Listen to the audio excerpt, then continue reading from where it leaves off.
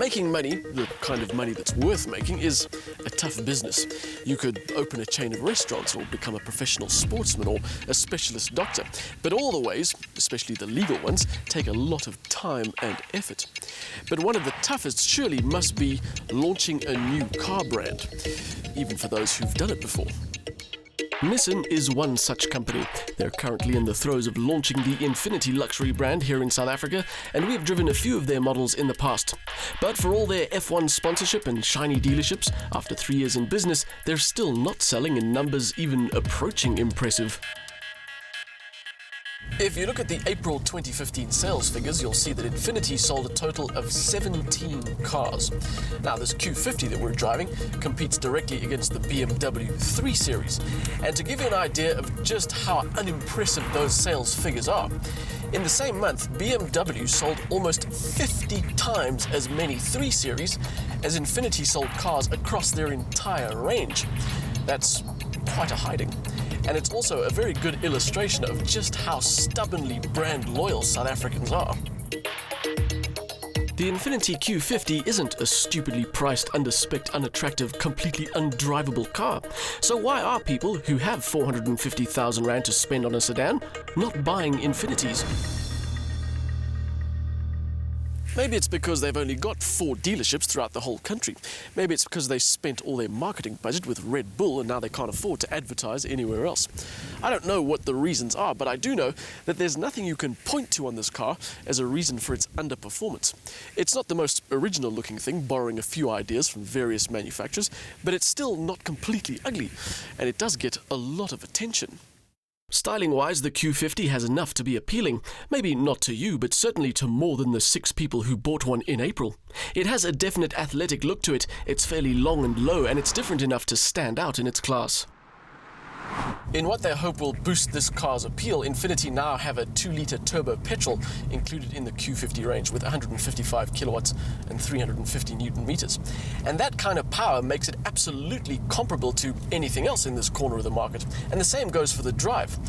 In fact, in that respect, it is better than most. It might not have as much power as the 3 Series, but it's certainly more entertaining than the C-Class and the A4. But it comes at a price though. Infiniti's fuel consumption claim is the heaviest of the lot, coming in at 7 litres per 100 Ks. Then again, part of me is tempted to change the word heaviest to most realistic, because we all know how often the claimed figures match the actual figures. As it is in this case, our real-world consumption was around the 10.5 litre mark. The Q50 comes in 4 flavors, including a hybrid, and we're driving the sport version, which gives you some extra interior bits and some extra styling bits, but nothing that actually affects the performance. So you get the same power output, the same suspension setup, the same drive modes. And in that respect, I suppose it is a bit of a waste of the name sport, but it is still a very good drive. Particularly noteworthy is the steering. Our test car was fitted with the optional direct adaptive steering, a drive-by-wire system that feels a little too artificial but is very quick and direct. Overall, the Q50 delivers the kind of everyday drive that's a good balance between smooth cruising and the dynamic fun you'd expect.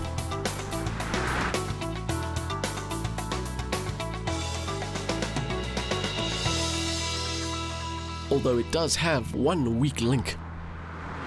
The 7-speed auto box is fine if you just let it do its thing, but as soon as you start using the pedals and driving a bit like a Russian, it gets a bit overwhelmed. It'll very often flat out refuse to select the gear you want, or any gear when you want it. It's the only genuine frustration in a car that is otherwise very good indeed. The interior is jammed with good spec and the kind of technology that's ahead of most manufacturers. Sure, the likelihood of you ever wanting to check your Facebook feed while cruising along is pretty low, but it's there, along with a dual touchscreen interface, comfortable seats, keyless operation, decent space, and a lot of things that certainly aren't included in the competition's asking price and very often aren't even an option. All of which brings me back to the question of why Infiniti is struggling to sell the damn things. Which then brings me back to my original answer, which is, I have no idea.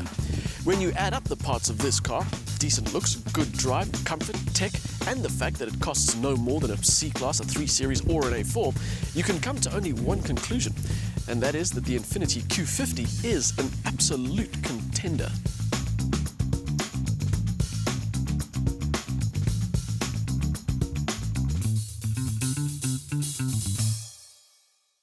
The 2-litre turbo 4-cylinder delivers good power through the rev range, although by Infiniti's own measurements, it's not the most economical amongst the competition. The Infiniti Q50 offers the kind of drive, comfort and technology you'd expect at the price. The auto box is the only disappointment, but only when you're driving with real intent.